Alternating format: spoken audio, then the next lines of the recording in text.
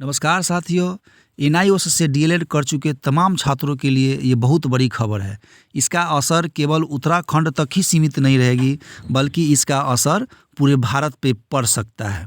तो ये मामला क्या है, ये इसका असर बिहार के 7वां चरण पे भी हो सकता है कि इसका असर पड़े। मामला क्या है, तो मामला ये है, शुरुआत से ही शुरू करते हैं कि उत्तराखंड सरकार कभी एनआईओएस से डीएलएड कर चुके छात्रों को शिक्षक बनने के पात्र मान ही नहीं रही थी। उनको शिक्षक की जो पात्रता परीक्षा थी उनको उसमें रोका गया। उसमें तरह तरह के कठिनाइयों का उनको सामना करना पड़ा। फिर है हुआ कि उनको शिक्षक भर्ती प्रक्रिया से बाहर किया गया। तो उनके द्वारा देहरादून हाई कोर्ट में केस दायर हुआ और लंबी कानूनी प्रक्रिया अपनाने के बाद उनको जीत मिली। तो देहरादून हाई कोर्ट है, उनके द्वारा इनको कहा गया कि भाई आप जो शिक्षक भर्ती प्रक्रिया है उसमें मौका दीजिए और प्लस में मुआवजे के तौर पे कुछ राशि उनको कहा गया, आदेश दिया गया कि आपको देना पड़ेगा। अब क्या हो गया कि देहरादून सरकार इसकी तैयारी भी कर रही थी कि हाँ, शिक्षक जो है एनआईओएस से जो पात्र हैं, जो पास कर चुके हैं, उनको टीचर बनने के लिए जो प्रक्रिया होती है उसमें शामिल किया गया। अब है कि बीएड के जो प्रशिक्षित हैं, बीएड टीटी प्रशिक्षकों ने सुप्रीम कोर्ट में एक रिट दायर कर दी और कहा गया वहाँ पे कि भाई आप एनआईओएस से डीएलएड कर चुके छात्र को किस आधार पे उत्तराखंड सरकार ले रही है।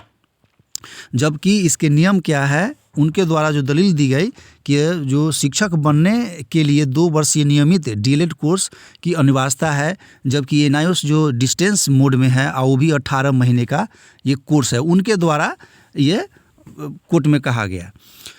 तो इसमें सुप्रीम कोर्ट ने मामले की अगले सुनवाई तक हाई कोर्ट को आदेश जो ये था कि उनको बहाली प्रक्रिया में हिस्सा लेने दिया जाए, उस पर रोक लगा दी है। हाई कोर्ट के आदेश पर रोक लगा दी है। तो मामला क्या है, यह मामला को थोड़ा डिटेल से समझते हैं। यह शिक्षा विभाग शिक्षकों के 2600 से ज़्यादा पदों पर भर्ती कर रहा है, जिसमें 1800 ऑलरेडी भर्ती हो चुकी है, 1800 पर होना है। सरकार ने इसमें एनआईओएस डीएलएड को अमान माना था। इस संबंध में हाई कोर्ट ने सरकार के आदेश को निरस्त करते हुए एनआईओएस डीएलएड को भर्ती में शामिल करने को कहा था।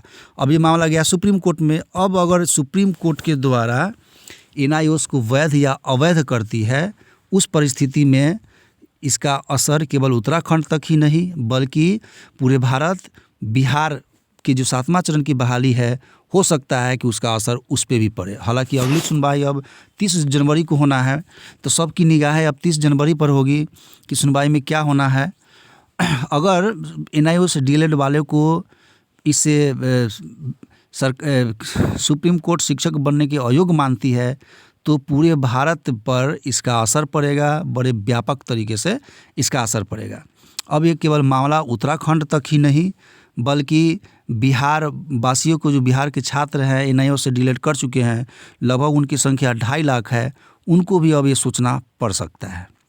तो अब आने वाले समय ही बतलाएगी कि डीएलएड जो एनआईओएस से कर चुके हैं उनके साथ क्या होगा, वो शिक्षक बनने के लायक है कि नहीं लायक है, उनको किस आधार पे बाहर किया जाएगा और किस आधार पे शिक्षक बनने देने का मौका दिया जाएगा, ये तो आने वाले समय ही बताएगा।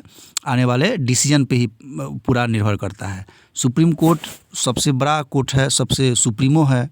उनके आदेश जो होता है वो पूरे राज्यों पर लागू होता है, केवल उत्तराखंड ही नहीं बल्कि पूरे भारत पे इसका असर पड़ेगा। दूसरी बात है कि हम लोग जानते हैं कि बीएड और डीएड जो 1 से 5 के जो केस चल रहा है, वो ये भी सुप्रीम कोर्ट में ही है। सबकी नज़र उस पर है कि अगर सुप्रीम कोर्ट के द्वारा बीएड को 1 से 5 में रोक दिया गया तो डीएलएड वालों की जीत होगी।